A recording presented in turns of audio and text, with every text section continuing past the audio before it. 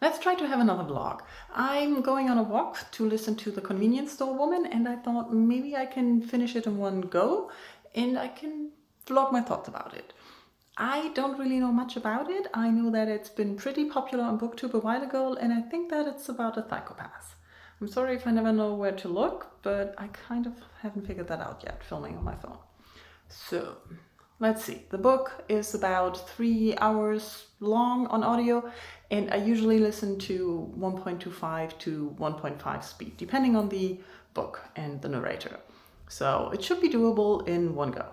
Okay, just started, but it's very interesting, the narration. It's very precise and unemotional. We got to know the main character, and she immediately introduced us to her experience in childhood that she doesn't really know how to be a normal person, and that being a convenience store woman taught her how to be a normal convenience store woman because there were instructions, but she's still lacking those for normal life. So she really doesn't know what to do, and that's why she's stuck in this job. That's what we got so far. Okay, there's been more description. This is very observative. She's observing everything and describing everything in an observational manner, and a lot of copying. It seems like she's trying to be normal by copying others and exaggerating what others do. Like, there's this party with friends she has where she notices how friends are similar, and which is normal. When you are with people a lot, you copy each other and you start talking similarly, and she's using that actively and on purpose. I think that's really interesting how it's put out, and I don't know, not sure where this is going. It's mostly describing a situation and workplace of a convenience store and how it always stays the same, which makes it perfect for her. But there's this new colleague who just arrived who's kind of lazy and bossy and feels like superior. That's what I got so far. But she, of course, doesn't pick up on it. Okay, with the guy, nothing really happened. He apparently was just in the store to find someone to marry, and then he was creepy to other customers and they let him go.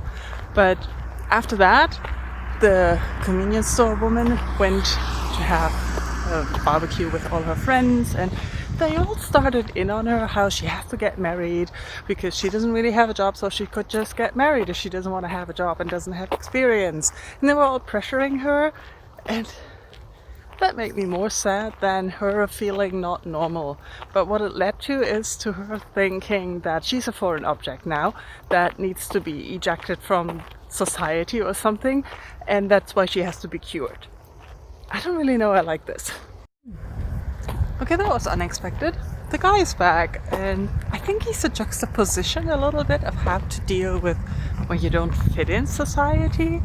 He definitely doesn't fit in, and he's just complaining and whining about it, whereas the convenience store woman is making the best of it by copying others to blend in, and he's just complaining and always talking about the Stone Age and whining and playing the victim that things don't work out the way he wants, but he doesn't really want to put any effort in it to change things. So it's very interesting how these two are opposites. Okay, I'm back home. It was too cold and dark outside. I finished the book and I really liked this. I really enjoyed how this whole thing is written. The observational and unemotional writing style of this book is rather compelling. It really helps you connect and not connect too much in a way. You really get sucked into the story, but not in a messy, emotional way. It's more interesting, like you're observing what's going on, because that's what the character is doing. And I really liked how in the overall theme of the book, it kept pointing out what society deems as normal and what you have to do to be normal, and how much it pushes people into being normal, no matter what it does to them. And we can see how the convenience store woman tries to comply, tries to make everyone around her happy, and ending up unhappy herself with that. We see how this guy that she took home and is really an opposite of handling the situation of not being normal. For him, this fight against the normal expectations of society is hiding and smooching of others. Is that the correct word? He's basically just taking in money and doesn't want to do anything for it. So I don't know the word. But he is opposing her attitude to the normal expectations of society. While the convenience store woman, like I said before, is trying to comply, he is just actively trying not to comply. And they're both unhappy with that. They are both not successful in leading the lives that they feel good at. And I really enjoy the ending, how the convenience store woman comes to terms with what she wants, what makes her happy, what kind of life she wants to lead. And I enjoyed that. I think this book is really interesting. The writing and the story, it really shows a little bit insight into what happens to people when they don't fit it. Loved it. Let me know in comments if you have read the book, what you thought of it, and I don't know why I had the idea that she was a psychopath. Not sure where that came from.